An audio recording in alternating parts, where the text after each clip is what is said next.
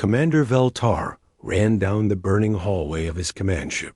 The metal walls around him were hot and twisted from enemy fire. Smoke filled the air, making it hard to breathe. His people were dying, and he knew they had very little time left. The Korthic Empire had come to destroy them. Their black ships filled the sky above New Haven, a peaceful colony his people had built over many years. The Korthics were brutal warriors who took what they wanted and killed anyone who stood in their way. They had already destroyed 12 other star systems, and now they wanted his. Veltar reached the communication room, where his best officers waited. Their blue skin was pale with fear, and their large eyes showed the terror they all felt. The Zephyrians were not warriors. They were scientists, artists, and builders. They had never learned to fight because they had never needed to. "Sir, our defense ships are gone," said Officer Nexali, her voice shaking. "The Korthics destroyed them in less than an hour. We have nothing left to stop them." Veltar looked at the screen, showing the battle above their world. The few remaining Zephyrian ships were trying to run away, but the Korthak fighters were hunting them down one by one. It was not a battle anymore. It was a slaughter. "How long until they reach the surface?" Veltar asked. 6 hours, maybe less," Nexali replied. "Their ground forces are already loading into attack ships." Veltar closed his eyes for a moment. In 6 hours, everything his people had built would be gone. The Korthics would kill the fighters and take the rest as slaves. The children, the old ones, the artists who created beautiful things, all would suffer under Korthic rule. But then he remembered something. 3 months ago, near deep space, sensors had picked up strange signals from a distant part of the galaxy. The signals came from a small blue planet orbiting a yellow star. The beings there called themselves humans, and they seemed to be trying to contact other intelligent life. "Nexali, do we still have the long-range transmitter?" Veltar asked. "Yes, sir. Why do you need it?" "There is no one close enough to help us." Veltar walked to the communication console and began typing commands. "There might be someone. Those humans we detected 3 months ago. They are far away, but maybe they will listen." Nexali looked confused. "Sir, we know nothing about these humans. They could be as dangerous as the Korthics. What if they are also warriors who want to conquer us?" "Then we will be conquered either way," Veltar said. "But maybe, just maybe, they are different. Maybe they will help." He began recording his message, speaking in the universal trade language that most spacefaring species understood. He hoped these humans had learned it too. "This is Commander Veltar of the Zephyrian Republic, calling any human ships or stations. We are under attack by the Korthak Empire. Our world is about to fall, and our people will be killed or enslaved. We have no weapons strong enough to fight them. Please, if you can hear this, we need help. We offer friendship and alliance to any who will aid us in this dark hour." He attached star charts showing the location of his system, tactical information about the Korthic forces, and everything he knew about human technology from their intercepted signals. Then he sent the message racing across space at faster-than-light speed not far away. On a space station orbiting Earth, Lieutenant Jake Morrison was having a boring night shift. He sat in front of dozens of screens, listening for signals from deep space. Most nights, he heard nothing but static and the background noise of the universe. But tonight was different. A strange signal came through the receivers, and Jake sat up straight in his chair. The signal was strong and clear, and it was definitely from an intelligent source. But it was not from any human ship or station. "Holy cow," Jake whispered as he realized what he was hearing. "This is it. This is actual alien contact." He quickly recorded the signal and called his supervisor. Within minutes, Dr. Lisa Carter arrived at the station. She was Earth's best expert on alien languages, though she had never actually heard one before tonight. Lisa listened to the recording 3 times, her heart beating fast with excitement and fear. Jake, this is incredible. This is a real distress. Call from another species. They are asking for help. Can you understand what they are saying? Jake asked. Some of it. They are using the universal trade language that we theorized aliens might use. Give me a few hours, and I can translate most of it. While Lisa worked on the translation, Jake contacted Admiral Frank Sullivan at Earth's military headquarters. The Admiral was not happy about being woken up at 3 in the morning, but his mood changed quickly when Jake explained what they had found. You are absolutely sure this is not a joke or a test? Admiral Sullivan asked. Sir, I stake my career on it. This is the real thing. We have contact with aliens, and they are in trouble. Admiral Sullivan was quiet for a long moment. Then he said, Keep working on that translation. I am calling an emergency meeting of the Defense Council. If these aliens are really asking for help, we need to decide what Earth is going to do about it. 2 hours later, Dr. Carter had finished her translation. The message was clear and desperate. An entire alien civilization was about to be destroyed by an enemy they could not fight. They were calling across the galaxy for anyone who might help them. Admiral Sullivan read the translation in the emergency meeting room, surrounded by Earth's top military and political leaders. The room was silent as everyone realized the magnitude of what they were facing. Captain Ryan Blake of the UTS Vengeance spoke first. Sir, we have to help them. This is everything we have been preparing for. Our first contact with aliens, and they need our protection. We know nothing about these beings, said General Patricia Wells. They could be lying. This could be a trap to lure our ships away from Earth. Or they could be exactly what they seem, Captain Blake replied. Peaceful.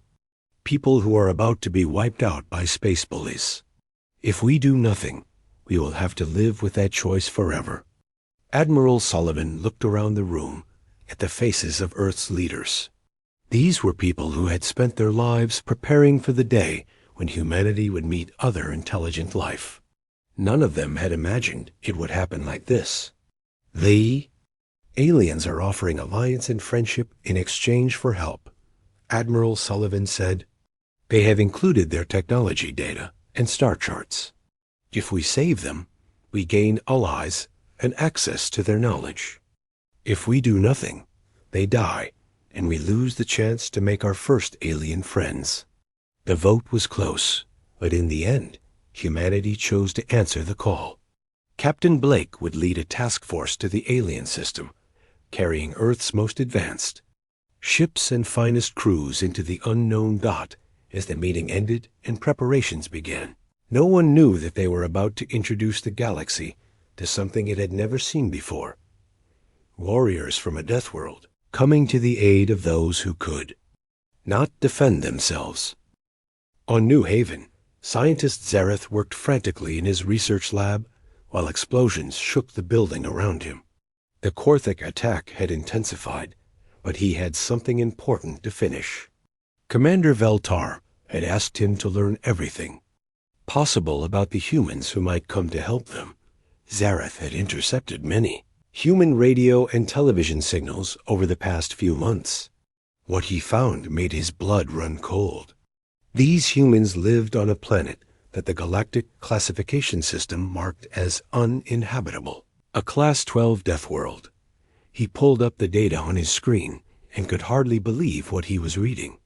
Earth had gravity that was twice as strong as most inhabited worlds. The atmospheric pressure would crush the lungs of most species. The planet was constantly bombarded by deadly radiation from its star. Violent storms, earthquakes, and volcanic eruptions happened regularly.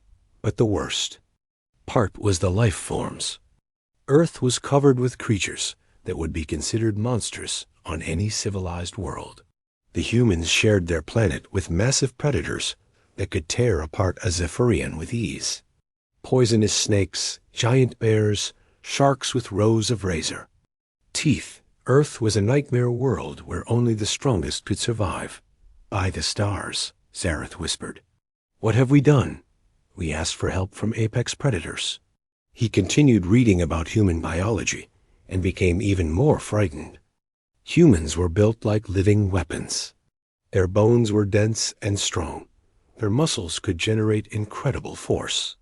They had forward-facing eyes like hunters, and their teeth showed they ate both plants and meat. Most terrifying of all, they could function with massive amounts of adrenaline in their systems, allowing them to perform superhuman feats when threatened. The research showed that humans could survive injuries that would kill other species.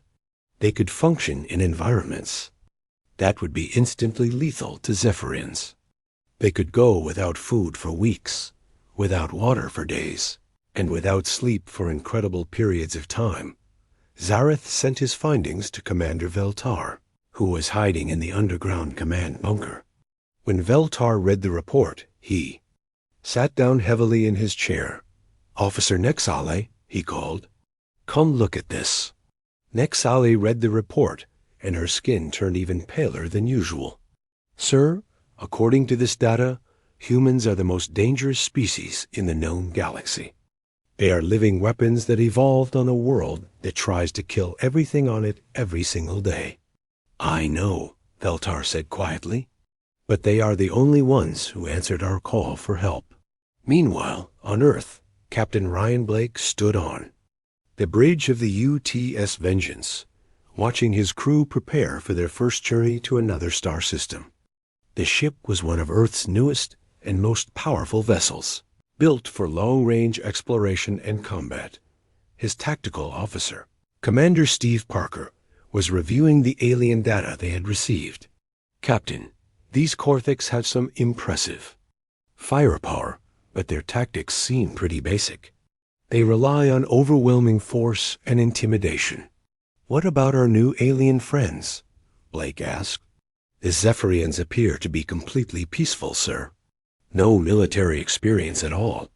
They are scientists and artists who never learned to fight. That is probably why they are losing so badly. In the ship's medical bay, Dr. Helen Martinez was preparing for the possibility of treating alien injuries. She had no idea what Zephyrian biology would be like, but she was ready to learn. Her medical team had studied the limited biological data the aliens had sent, trying to understand how their bodies worked down in the Marine quarters. Colonel Amy Foster was training her troops for combat in unknown conditions. The Marines were excited about the possibility of fighting alien enemies, but they were also nervous about operating in completely unfamiliar environments. Listen up, people, Foster told her assembled Marines. We do not know what we are going to face out there. The enemy could have weapons we have never seen before. The environment could be hostile to human life. But we are Marines, and Marines adapt. Sergeant Tony Martinez raised his hand. Ma'am, what if the aliens we are supposed to help do not trust? You? What if they are afraid of us? Foster thought about that question. It had not occurred to her that the aliens might fear their rescuers. Then we show them that humans can be trusted. We prove that we are there to help, not to conquer. In the engineering section, Chief Paul Davis was making final modifications to the ship's weapon systems. Earth's military technology had been designed for fighting other humans, but the alien tactical data suggested that some adjustments might be needed for space combat against the Korthiks. The aliens fight with energy weapons and particle beams. Davis explained to his team, our kinetic weapons and missiles might catch them off guard. They probably will not expect old-fashioned bullets and explosives.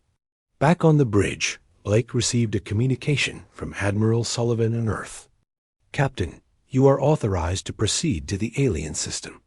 Your primary mission is to assist the Zephyrians against the Korthik attack.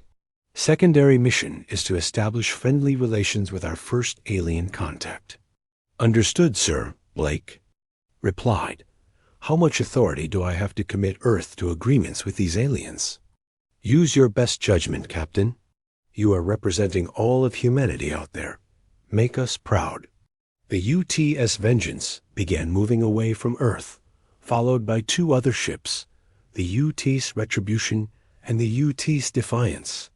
Together, they formed Earth's first interstellar task force, carrying 1,200 human beings into the unknown dot as the ships entered hyperspace. The crews had no idea that their journey was being monitored by long-range sensors throughout the galaxy. The Korthik Empire had detected the approaching human ships and was trying to determine what kind of threat they represented.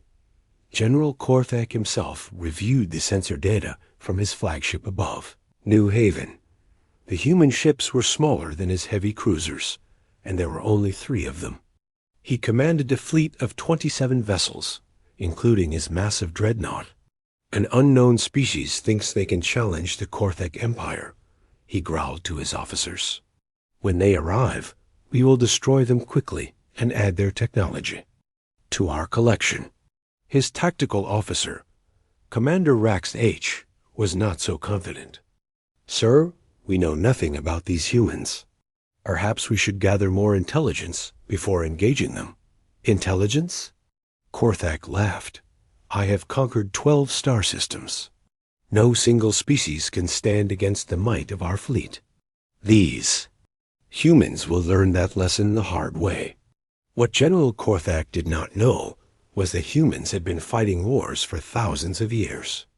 They had perfected the art of killing each other with every weapon imaginable, from simple clubs to nuclear missiles. They had learned to fight in every environment their deadly planet could produce, underwater, in the air, in frozen wastelands and burning deserts. More importantly, humans had learned to fight when everything seemed hopeless. They had a saying, "It is not the size of the dog in the fight, it is the size of the fight in the dog." The Korthiks were about to discover what that meant. On New Haven, Commander Veltar received confirmation that the human ships were on their way. He had mixed feelings about their coming. On one hand, he was grateful that someone had answered their desperate call for help. On the other hand, Zareth's research suggested that they might be trading one set of conquerors for another. How long until the humans arrive? Naxali asked. 18 hours, Veltar replied. The question is, will we still be alive when they get here? Above them, the Korthek bombardment continued. The aliens were taking their time, enjoying the destruction they were causing. They wanted the Zephyrians to suffer before the end came. But General Korthak had made a crucial mistake. By drawing out the attack, he had given the humans time to arrive. Soon, the galaxy would witness something that had never happened before. Deathworlders, coming to the rescue of those who could not defend themselves. The stage was set for a confrontation. That would change the balance of power in the galaxy forever. The human task force dropped out of hyperspace at the edge of the Kepler 442 system, and Captain Blake immediately saw the scope of the disaster unfolding before them. The Korthik fleet was spread across the system like a dark cloud, their black. Ships firing down at the peaceful world below. My God, whispered Commander Parker from his position at the tactical station. There must be nearly 30 enemy ships down there. Blake studied the tactical display, showing the positions of all vessels in the system. The Korthik fleet was massive compared to his 3 ships, but they seemed to be focused entirely on bombarding the planet. They had not yet noticed the human arrival. Communications tried to contact the aliens who sent the distress call. Blake ordered Lieutenant Jake Morrison, who had volunteered to join the mission after detecting the original signal, worked his CONSOLEs frantically. I am getting a response, sir. It is weak, but someone is answering. The main screen flickered to life, showing the interior of what looked like an underground bunker. A tall, thin being with blue skin and large dark eyes appeared on the screen. Despite the poor video quality, Blake could see that the alien was exhausted and frightened. This is Commander Veltar of the Zephyrian Republic, the alien said, in heavily accented but understandable English. "Are you the humans who received our message?" "Yes, Commander. I am Captain Ryan Blake of the Earth vessel Vengeance. We are here to help you." Veltar's large eyes widened even further. "You actually came. I was not sure anyone would respond to our call. We do not abandon people who ask for help," Blake said simply. "What is your current situation?" "The Korthiks have destroyed our defense fleet and are bombarding our cities. We have perhaps 6 hours before they land ground troops to finish us off. Captain Blake, I must warn you, the Korthik fleet is enormous. Your 3 ships cannot possibly defeat them." Blake smiled grimly. "Commander, you would be surprised what humans can accomplish when we put our minds to it. Can you safely transport some of your people to my ship? We need to coordinate our strategy."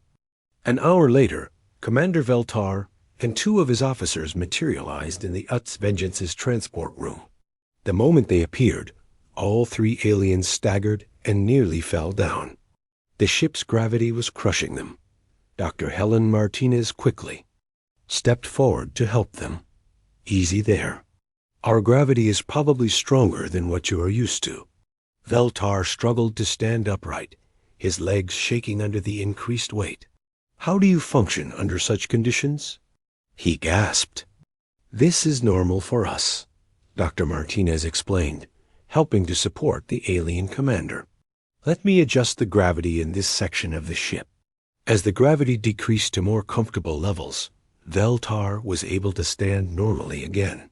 But he stared at the humans around him with a mixture of awe and fear.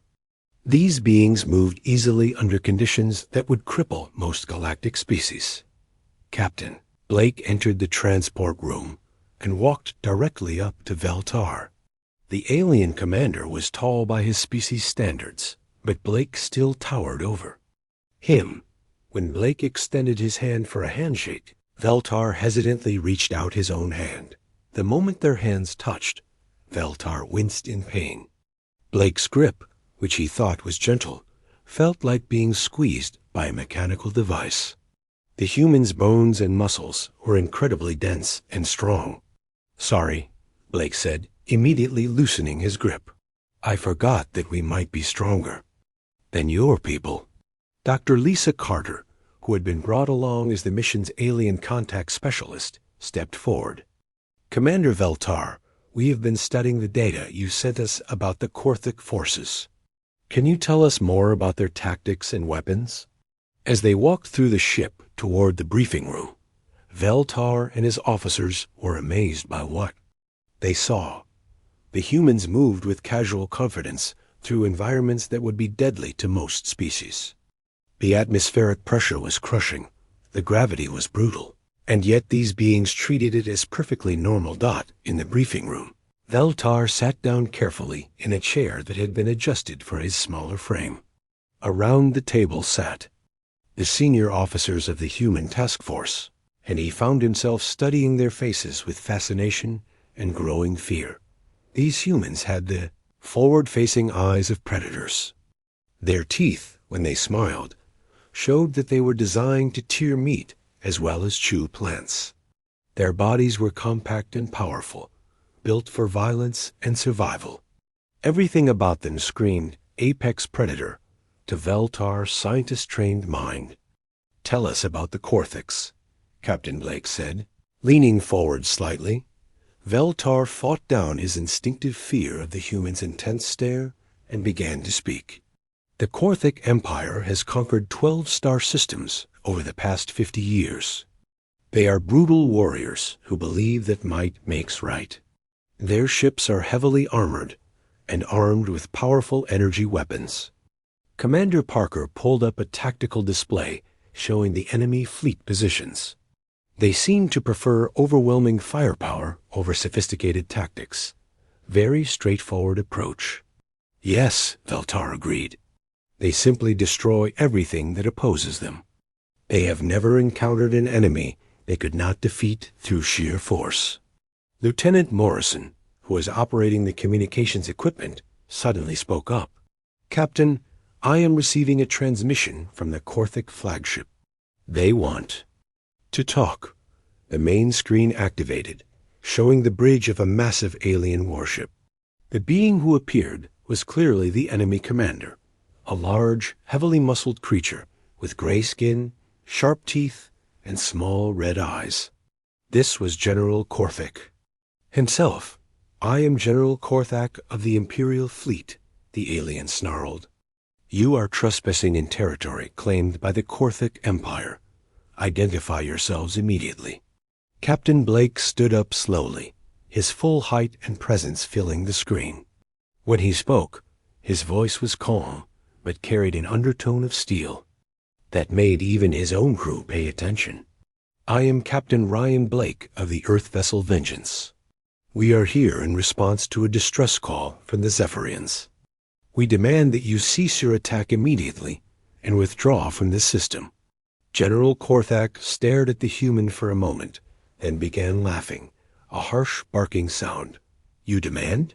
You have 3 small ships against my fleet of 27 vessels. What makes you think you can give me orders? Because, Blake replied quietly, humans do not like bullies. The Korthik general's laughter stopped abruptly. There was something in the human's tone that suggested this was not an empty threat. What species are you? I have never heard of these humans before.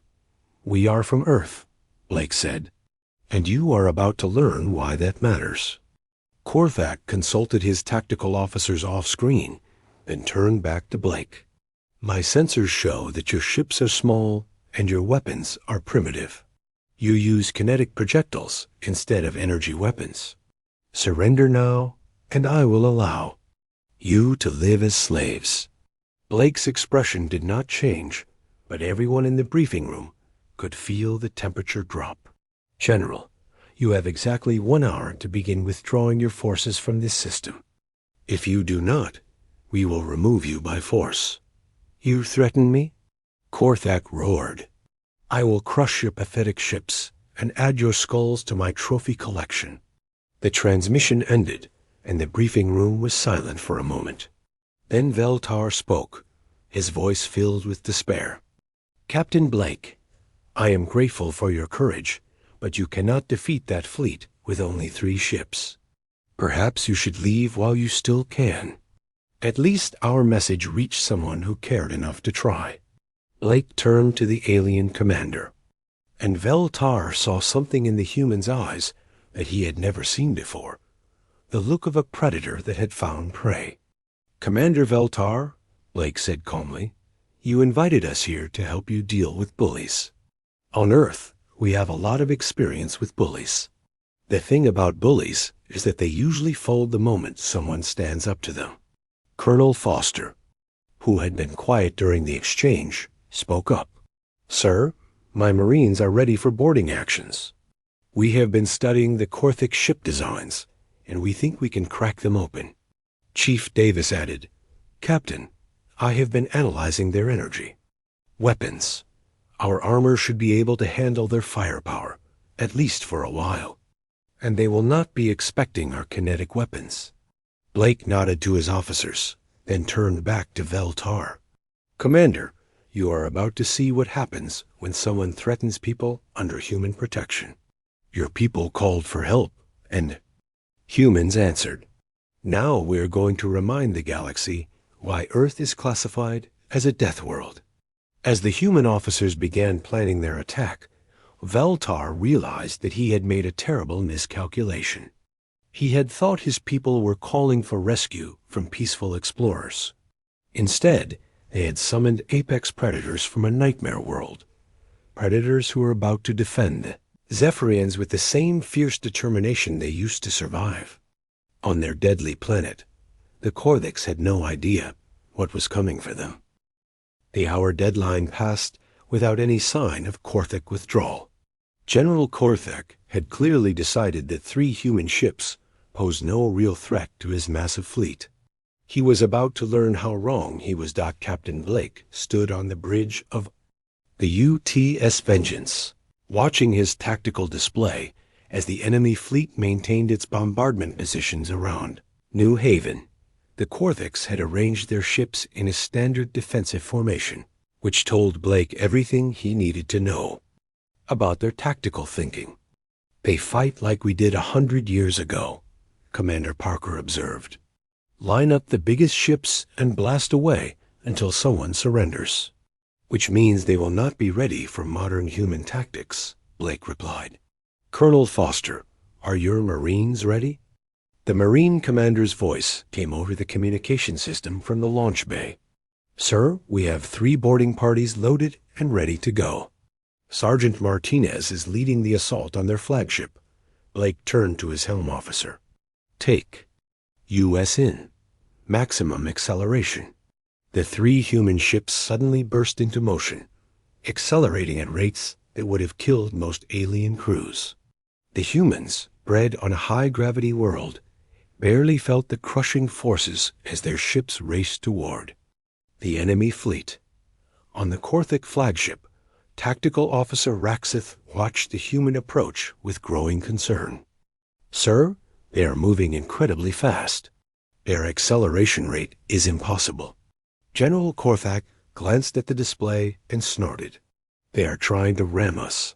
Pathetic. All ships, concentrate fire on the lead vessel."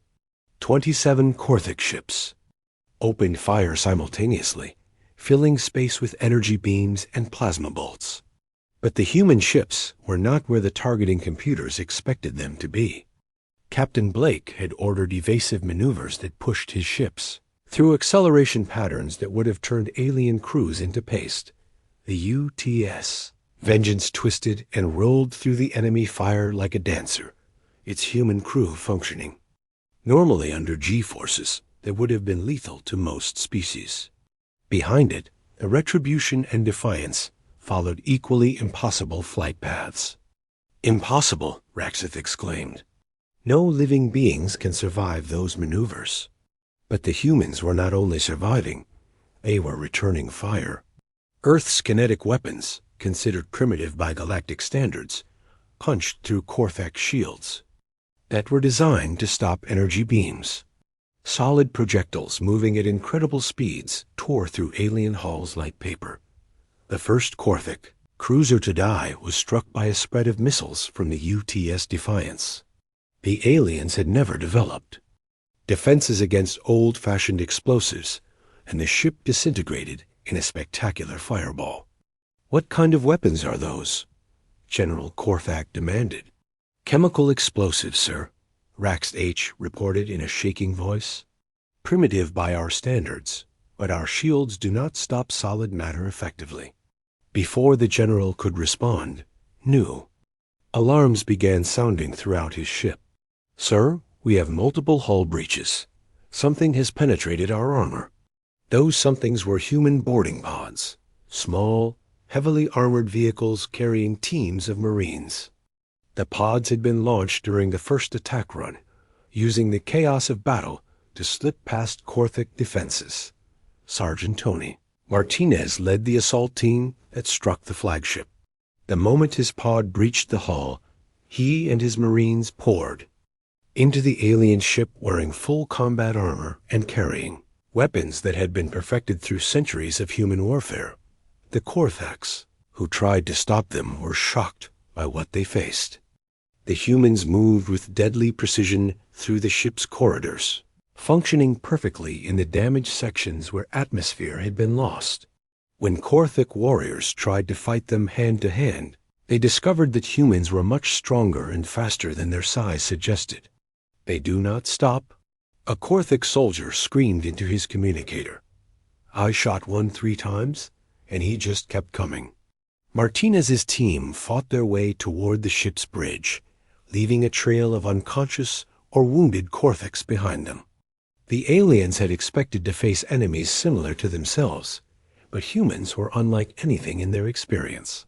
Meanwhile, in space, the battle was turning into a nightmare for the Korthik fleet. The human ships continued their impossible maneuvers, striking from unexpected angles and disappearing before return fire could find them. Commander Parker, aboard the UTS Retribution, led a fighter squadron in an attack on the enemy's supply ships. His pilots pushed their craft through maneuvers that defied belief, diving through the spaces between larger ships and striking targets with surgical precision. "Blue Leader, you are pulling 8 Gs, his wingman called over the radio. "Ease. Off before you black out."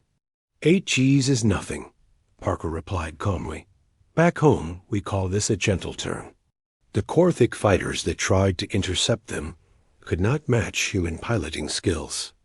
The aliens had to slow down or die from the acceleration forces, but the humans simply pushed harder and fought better under conditions that would have killed their enemies. On the flagship bridge, General Korthak was beginning to understand that he faced something completely outside his experience. His ships were being systematically destroyed by an enemy that should have been helpless against his superior numbers. "Sir, the humans have taken engineering on Deck 7. An officer reported. "They are moving toward the bridge." "How many of them are there?" Korthak demanded. "Only 12, sir, but they are cutting through our security forces like they are not even there." The general grabbed his personal weapon and prepared to make a last stand. But before he could leave the bridge, the blast doors exploded inward, and Sergeant Martinez stepped through the smoke. The human Marine was a terrifying sight to Korthic eyes. His armor was scarred from battle, his weapon was ready to fire, and his eyes showed the cold determination of a predator that had cornered its prey. "General Korthak," Martinez said in perfect Korthic language, "you are under arrest for war crimes against the Zephyrian people." The general raised his weapon to fire, but Martinez moved faster than any Korthic could follow. One moment the alien was holding a gun. The next moment he was flat on the deck with a human boot on his chest. "I surrender," Korthak gasped. "I surrender." The word spread throughout the Korthic fleet like wildfire. Their supreme commander had been captured by a single squad of human Marines. Ships that had conquered entire star systems began to surrender rather than face these impossible warriors from the death world called Earth Dot in space. Captain Blake received surrender signals from 19 of the remaining Korthic vessels. Others had been destroyed or were fleeing the system as fast as their engines could carry them. "Cease fire," Blake ordered his fleet. "Signal the surrendering ships that they will be treated according to galactic conventions of war." Commander Veltar, who had watched the entire battle from the UTS Vengeance's bridge, sat in stunned silence. In less than 2 hours, 3 human ships had defeated a fleet that had seemed invincible. But more than that, they had done it with a combination of tactics, technology, and sheer physical capability that defied everything the galaxy thought it knew about warfare. "How?" Veltar whispered. "How did you do that?" Captain Blake turned to the alien commander and smiled. "Commander, you have to understand something about humans. We evolved on a world that tries to kill us every single day. We learn to fight. In gravity twice what you consider normal, in atmospheric pressure that would crush your lungs, against predators that make your worst nightmares look like pets." He gestured toward the tactical display, showing the captured Korthic fleet. "These aliens are tough by galactic standards, but they have never faced anything like what Earth produces. They fight the way most species fight, carefully, methodically, with overwhelming force." Blake's expression grew serious. "But humans fight like our lives depend on it, because on Earth, they always do. We do not give up, we do not surrender, and we do not leave our friends behind." The Korthics never had a chance, because they were not just fighting our ships. They were fighting everything that Earth taught us about survival. As rescue ships began moving toward New Haven to help the Zephyrian survivors, Veltar realized that the galaxy had just changed forever. Humanity had announced its presence in the most dramatic way possible, and the message was clear. Earth's children would protect those who could not protect themselves. The age of human expansion into the galaxy had begun, and it had started with an act of mercy. 3 days after the battle, New Haven was a world transformed. Human medical teams worked alongside Zephyrian doctors to treat the wounded, while human engineers helped repair the damaged cities. The sight of armored humans walking gently among alien civilians had become commonplace, though many Zephyrians still stared in wonder at their rescuers. Commander Veltar stood in his rebuilt command center, looking out at the orbital shipyard where human and Zephyrian technicians worked together to repair the damaged ships. The cooperation between the two species had surprised everyone, especially given how different they were. Captain Blake entered the command center, ducking slightly to fit through the door that had been built for smaller aliens. Over the past 3 days, he had learned to move more carefully around the Zephyrians, after accidentally breaking several pieces of equipment with what he considered gentle handling. "Commander, I have good news," Blake announced. "Admiral Sullivan is arriving tomorrow with a full diplomatic team. Earth is ready to formalize our alliance." Veltar turned to face the human captain, still amazed by how these powerful beings could be so gentle when they chose to be. "Captain Blake, I must ask you something. Why did you come? Your people knew nothing about us. We could have been your enemies, or we could have been lying about the threat we faced." Blake sat down carefully in the reinforced chair that had been built for human visitors. "Commander, on Earth we have a saying, the only thing necessary for evil to triumph is for good people to do nothing. When we received your message, we had a choice. We could ignore it and stay safe, or we could risk everything to help people we had never met." "But you risked the lives of your crews, your ships, everything," Veltar protested. "What if we had not been worth saving? Then we would have learned that the hard way," Blake replied simply. "But we have discovered that you are exactly what you claimed to be, peaceful people who needed help. We made the right choice." A new voice spoke from the doorway. "Captain Blake is being modest, Commander Veltar."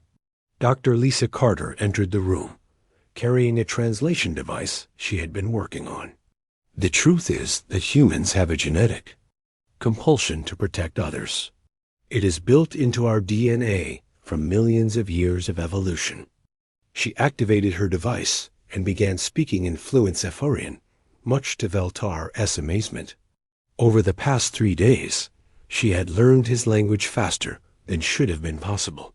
On Earth, the humans who survived were the ones who worked together, who protected their families and tribes, she continued. That instinct never went away. When we reached the stars, we brought it with us. An alarm chimed softly, and Veltar checked his communication system. His expression brightened. Immediately, "Captain, we are receiving signals from other star systems. Word of your victory has spread throughout the galaxy." Blake frowned slightly. "What kind of signals?" "Requests for help," Veltar replied. 17 different species have sent distress calls to Earth in the past 2 days. They have heard that humans will answer calls for aid, and they are asking for your assistance. Dr. Carter looked at her translation device as new messages appeared on the screen. "Captain, these are from all over the galaxy. The Mentarian Republic is being invaded by the Crox Empire. The Deltani colonies are under attack by space pirates. The Vegan Trade Federation is being blackmailed by the Raider clans." Blake stood up and walked to the window, looking out at the stars. 17 different requests for help. Dr. Carter, can Earth handle that many operations simultaneously? "Not yet," she admitted. "But Admiral Sullivan is bringing plans for a massive expansion of our space fleet. Earth's industrial capacity is already being converted to produce warships and support vessels." Commander Veltar approached the human captain cautiously. "Captain Blake, the Zephyrian Republic would like to formally request membership in any alliance Earth chooses to create.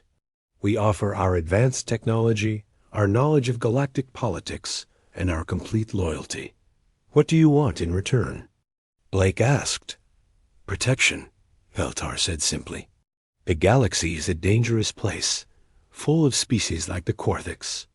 But with human guardians, the peaceful peoples of the galaxy could finally live without fear. Blake extended his hand, and this time Veltar was ready for the powerful grip. Commander, I think we can arrange that. 2 weeks later, Admiral Frank Sullivan arrived at New Haven aboard the newly commissioned UTS Enterprise, the largest ship Earth had ever built. With him came a fleet of 12 vessels and a diplomatic team that included representatives from every major Earth government. The signing ceremony took place in orbit above New Haven, aboard a specially constructed space station that had been built as a joint human Zephyrian project. Captain Blake, now promoted to Admiral Blake, stood beside Commander Veltar as they signed the first interstellar alliance in human history. With this document, Admiral Sullivan announced to the gathered representatives of both species, Earth and the Zephyrian Republic pledge mutual aid, shared technology, and common defense against all threats. But even as the ceremony continued, new distress signals were arriving at the communication center. The galaxy had learned that there were beings willing to fight for justice, and the requests for help were pouring in faster than they could be processed. Admiral Blake reviewed the latest batch of calls for assistance with his new staff, which now included both humans and Zephyrians. The diversity of threats was staggering. Slave traders, aggressive empires, space pirates, and rogue artificial intelligences. Admiral, Commander Parker reported, we now have 43 requests for aid, and more coming in every hour. Some of these are from species we have never heard of before. Colonel Foster, who had been promoted to general after her success in the Korthik operation, added her assessment. Sir, we are going to need a much larger fleet if we want to respond to all these calls. Earth shipyards are working at maximum capacity, but it will take time to build enough ships. Blake studied the galactic map showing all the requests for help. Red dots marked trouble spots throughout known space, and the pattern was clear. The galaxy was full of bullies preying on those too weak to defend themselves. General Foster, how long before we can field a proper intervention force? 6 months for the first wave of ships, sir.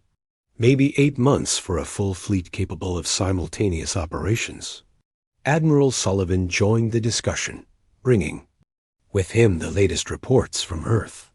Admiral Blake, the World Council has approved unlimited funding for fleet expansion. Every major industrial nation is contributing ships, personnel, and resources.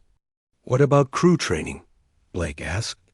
We are establishing the Galactic Defense Academy on Luna, Sullivan replied. Best and brightest from all services, plus volunteer Zephyrian advisors who understand galactic politics and alien psychology. Dr. Carter, who had been working on long-range communication improvements, looked up from her console. Admirals, I have been analyzing the patterns in these distress calls. Most of them mention that they heard about Earth's intervention here at New Haven. Word is spreading that humans will help anyone who asks. Blake nodded thoughtfully. Dr. Carter, I want you to prepare a standard message for broadcast throughout the galaxy. Let every species know that Earth stands ready to assist those who cannot defend themselves. What should the message say, sir? Blake thought for a moment, then began dictating.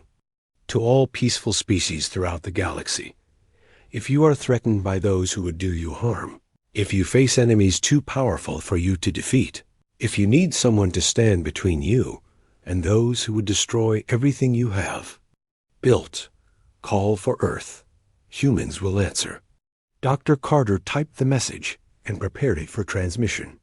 Sir, this is going to change everything. We are essentially announcing that Earth will serve as the galaxy's police force. Not police, Blake corrected. Guardians.